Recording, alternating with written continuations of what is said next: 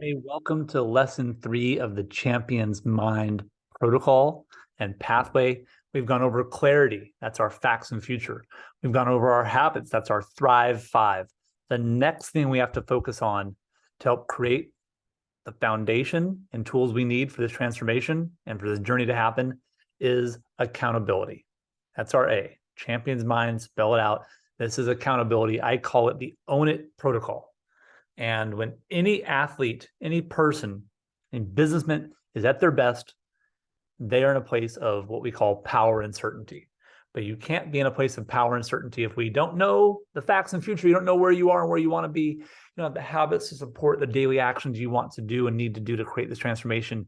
And you definitely will not be able to make that happen if you are not accountable. Getting stuff done when you think it's going to, not how it works. Look at any great sports star. When they mess up, what do they say? That's on me. I let the team down. I didn't do that. Oh, the red, this and that. When we hear people say that after every competition, right? The refs, it's like, you can say that once in your career. And maybe I'll listen. Even then, I probably won't. But once in a while, I get it. People every week, this, that. And you probably know people like that in your life.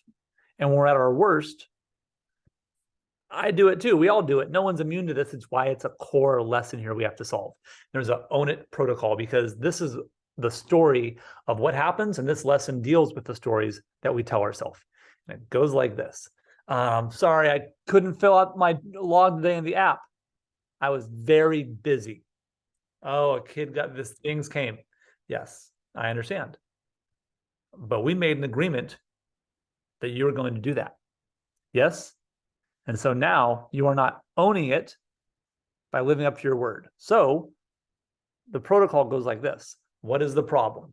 The trigger. I'm so busy. In this example, they're so busy they can't fill out their training log.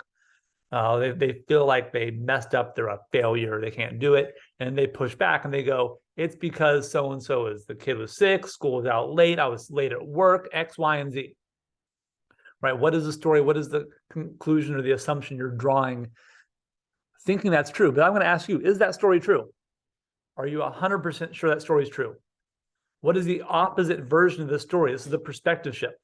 Could there be a different way? Could there be a different narrative to the story?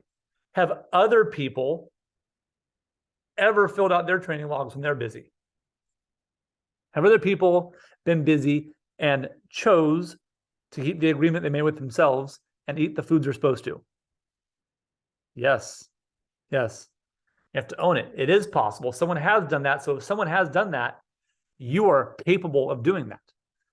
That doesn't mean all the time, forever. No, like, again, my program is not built on perfection, it's built on progress, but part of progress means getting back on the horse and owning it. So that's a very small difference with an enormous repercussion.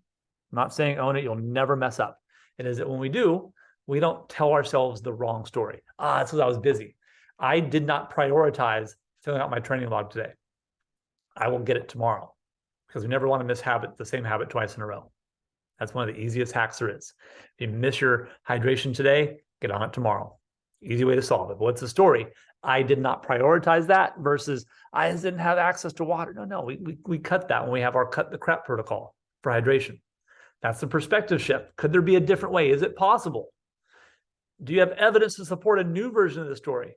Yes, I could, taken a minute and done that, or just send a message saying, hey, today was crazy, right? The clarity aspect. What do you want in this situation?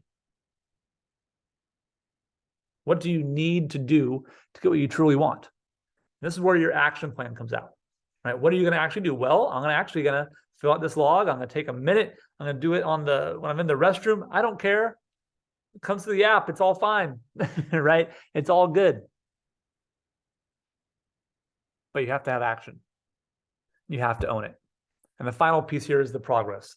This is what we call the revelation and the revolution. So we have the reflection. This is all reflection here. What happened? The problem, that's reflection.